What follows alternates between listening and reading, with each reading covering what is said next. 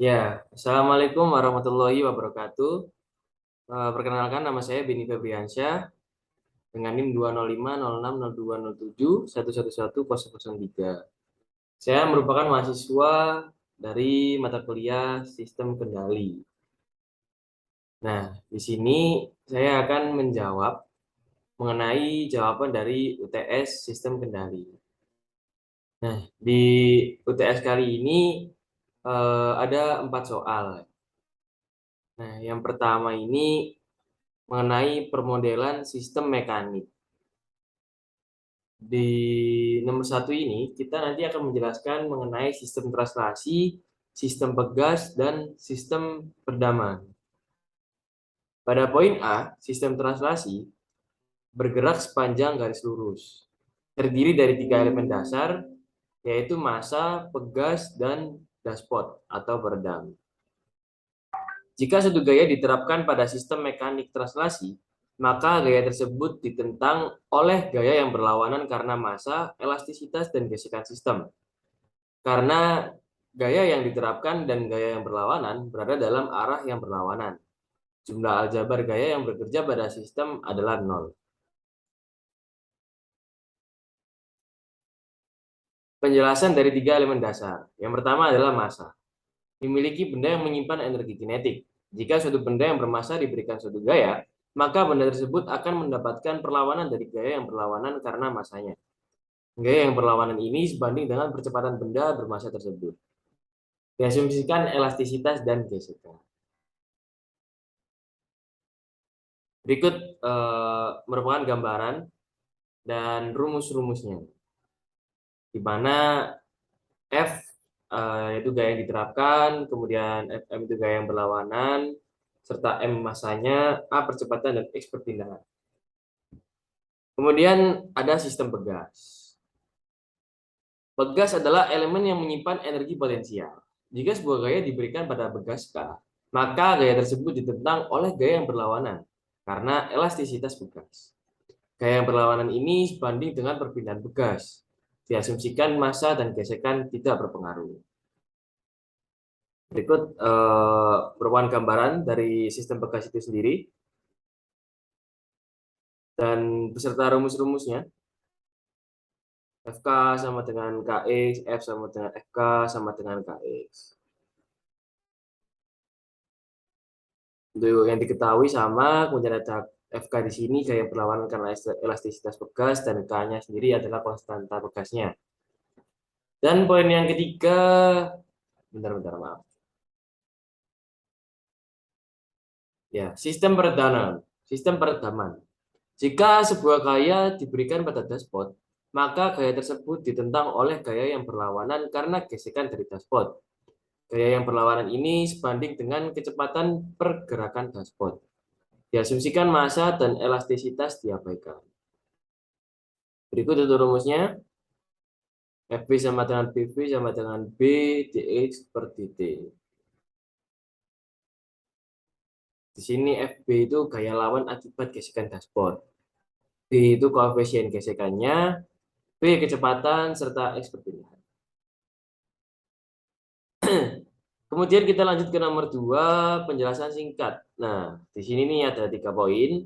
Yang pertama, permodelan sistem mekanik berdasarkan analogi listrik. Dua sistem dikatakan analog sama lain jika dua kondisi berikut terpenuhi. Nah, kondisi-kondisinya itu yaitu kedua sistem secara fisik berbeda. Kemudian permodelan persamaan diferensial adalah kedua sistem ini sama. Sistem kelistrikan dan sistem mekanik, dua sistem yang berbeda secara fisik. Ada 2 jenis analogi listrik dari sistem mekanik translasi, yaitu analogi tegangan gaya dan analogi arus gaya. Kemudian pada poin B, yaitu permodelan sistem mekanik berdasar analogi tegangan gaya. Persamaan matematis sistem mekanik translasi dibandingkan dengan persamaan mesh sistem kelistrikan.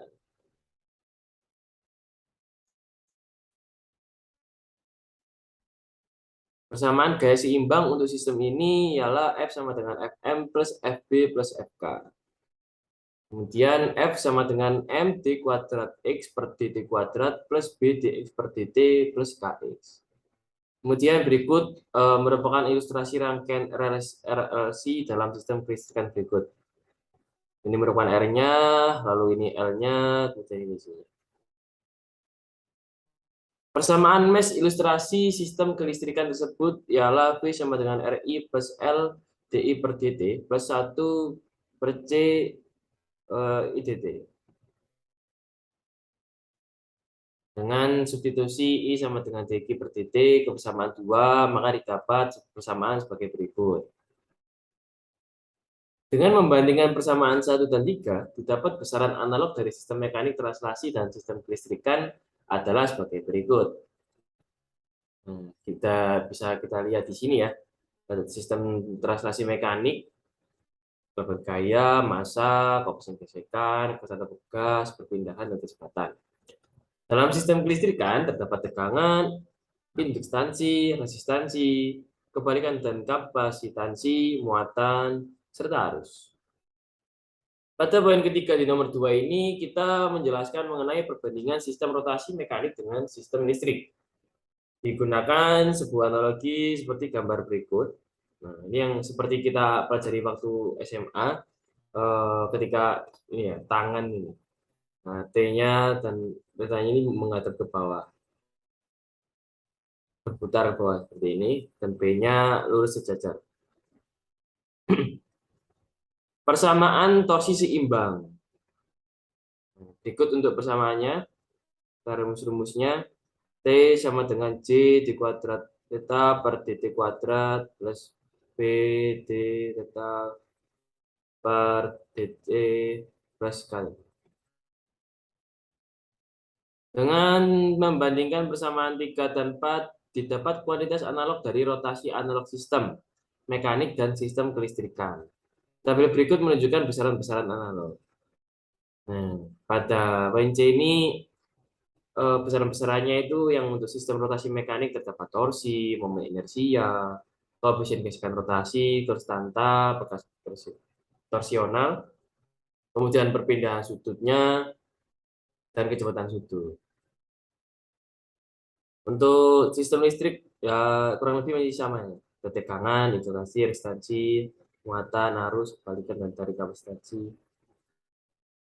Selanjutnya kita ke nomor 3. Nomor 3 ini kita menjelaskan sebuah balok mewakili fungsi alih suatu komponen. Nah, blok ini memiliki masukan tunggal dan keluaran tunggal.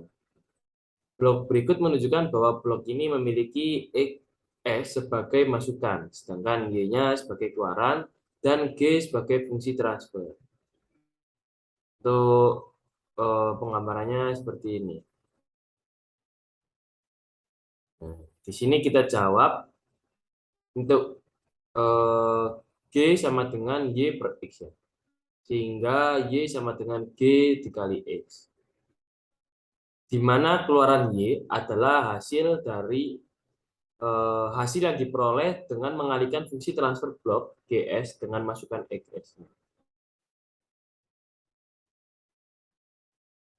Pada nomor 4, sistem kendali diagram blok aljabar.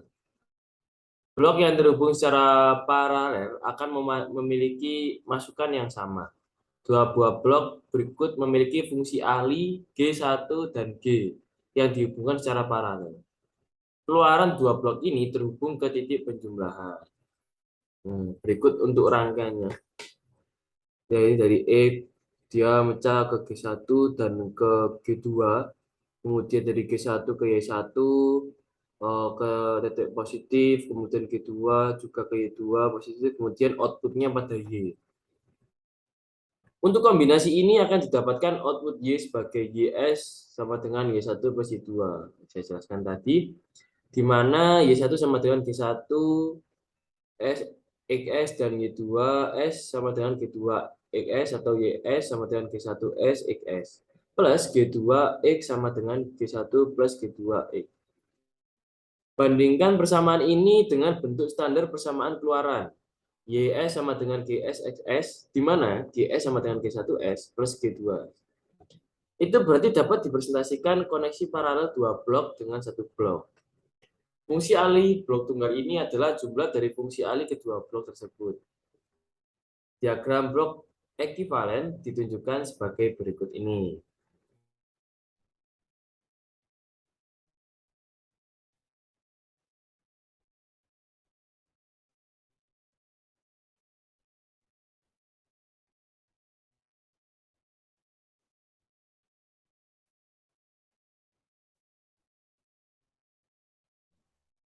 Jelaskan mengenai proses penyederhanaan blok paralel ini dengan titik mengubah hasil keluarannya, outputnya.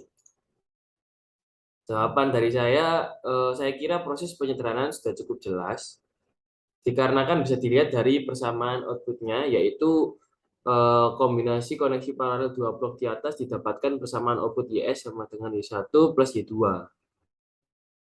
Dan pada koneksi blok tunggal di bawahnya didapatkan persamaan outputnya Y sama dengan G1 plus G2 kemudian dikali X.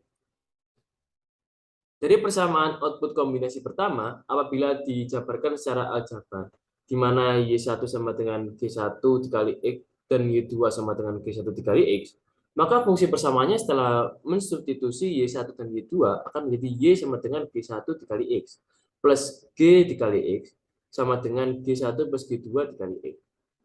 Oleh sebab itu, representasi koneksi paralel dua blok oleh koneksi paralel blok tunggal atau satu blok merupakan proses yang menjelaskan bahwasanya proses penyederhanaan sistem kendali ini tidak mengubah hasil keluaran atau outputnya. Baik, berikut yang sudah saya jelaskan mengenai saya, jawaban dari soal UTS sistem kendali yang diampu atau diajar oleh Pak Rudi Sunoto. Terima kasih, mohon maaf apabila ada kurang dan salahnya. Semoga jawaban saya ini mendekati kata benar. Sekian video yang bisa saya buat. Wassalamualaikum warahmatullahi wabarakatuh. Terima kasih.